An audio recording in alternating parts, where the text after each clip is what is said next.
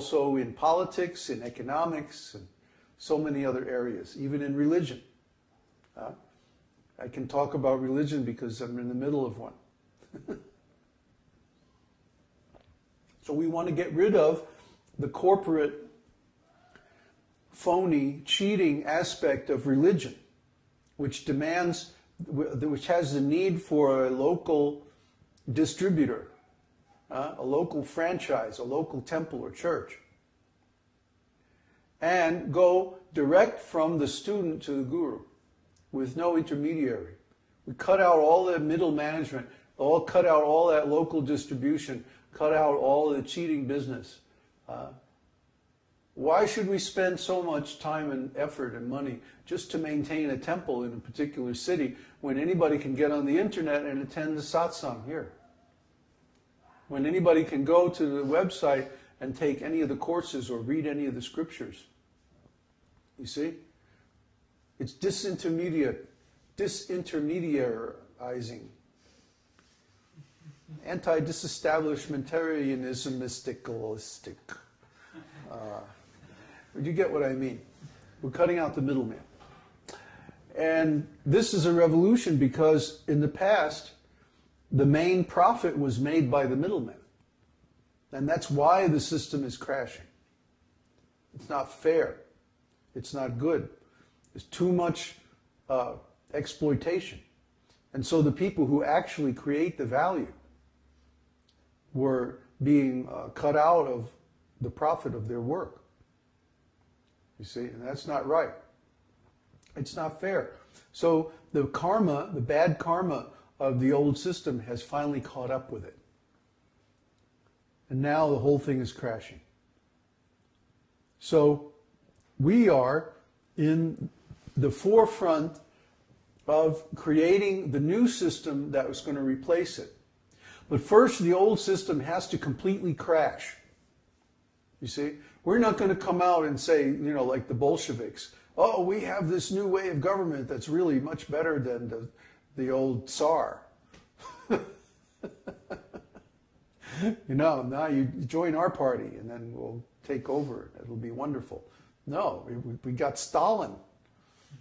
You know, it was horrible. Everything in a normal revolution, the first thing that the new government does is they kill all the old people, the old government. They kill all the intellectuals. They kill all the old government. They kill all the aristocracy that was built on the old system. That's the normal revolution.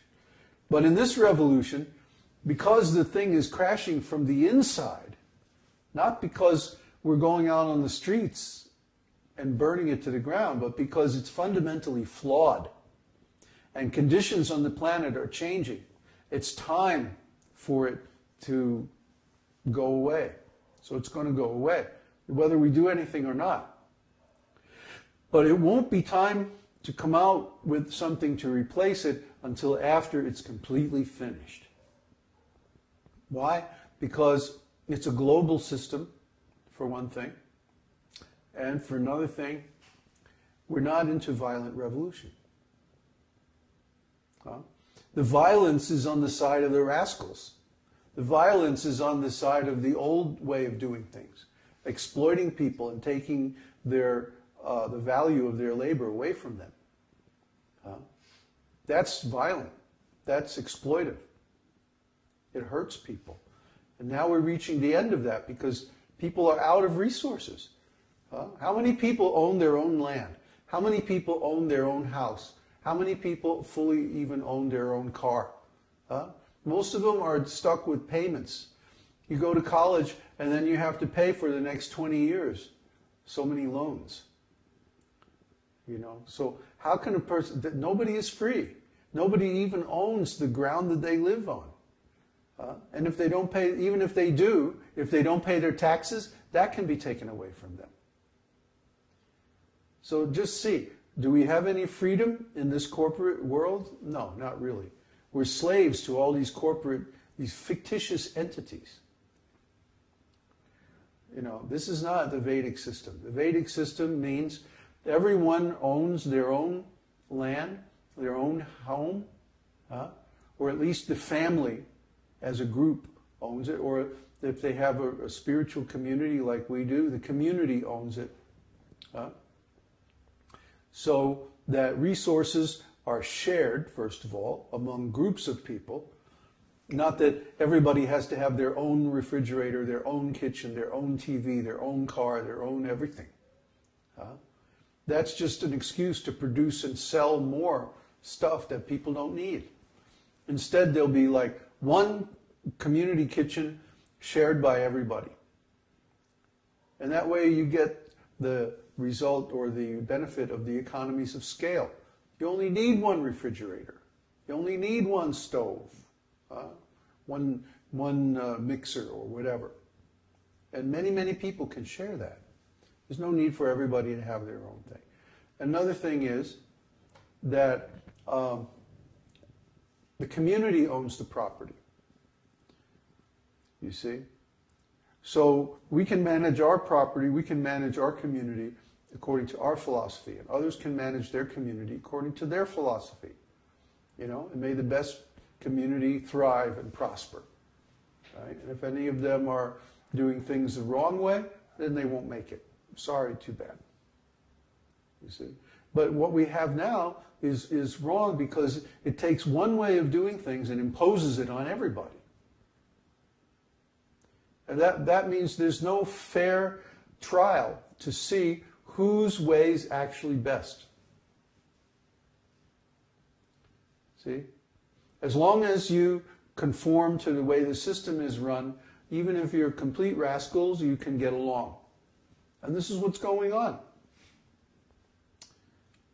So the difference between the rascals and the people who have the truth is not very clear, because even the rascals, they have food and a place to stay and money. In fact, they usually do better than good people, than honest people, because they also believe in the big lie.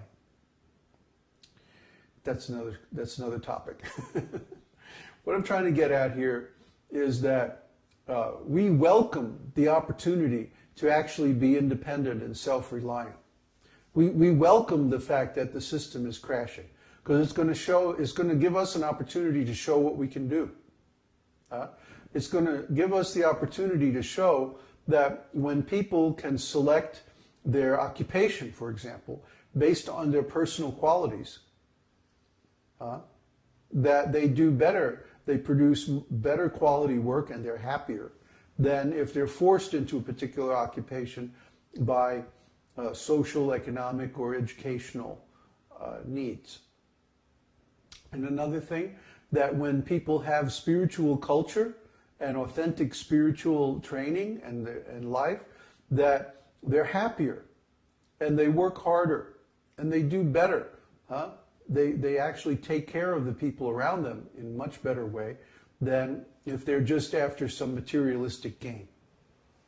See, we're going to see this whole materialistic system is going to crash.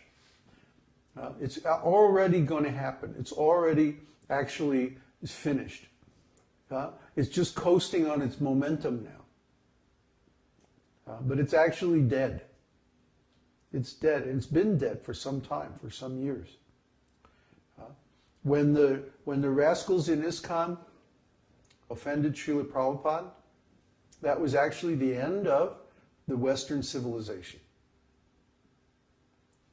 And now what we're seeing is just the consequences. This is the power of the pure devotee. And sometimes we see that Krishna allows his pure devotee to suffer or be inconvenienced as a pretext for destroying a culture or some people who are not in line with his purposes. We see this a lot in history. For example, when Jesus Christ was here, he was inconvenienced by his relatives, actually, the Jews, the rabbis. So what happened? Soon after that, the Romans destroyed Jerusalem. They made all of the Jews the slaves, and they scattered them all over the Roman Empire to keep them from getting together and making any more trouble. See? This is the way it works. If you offend a great personality, the next thing that happens is your civilization crashes. Funny thing about that. So that's what we're going through right now. And it also happens to be the Sandhya, or the change between the Kali chakra of Kali Yuga and the Satya chakra of Kali Yuga. So all these things are coming together at the same time. There's a powerful wave of change sweeping over the whole world. So we can either be destroyed by that wave of change, or we can surf it. See, so we're saying we want to create a community, we want to create a group that can surf this wave, because we know where it's going. We understand it. We understand the structure, you know? Just like if you talk to an experienced surfer, they can tell you, oh yeah, the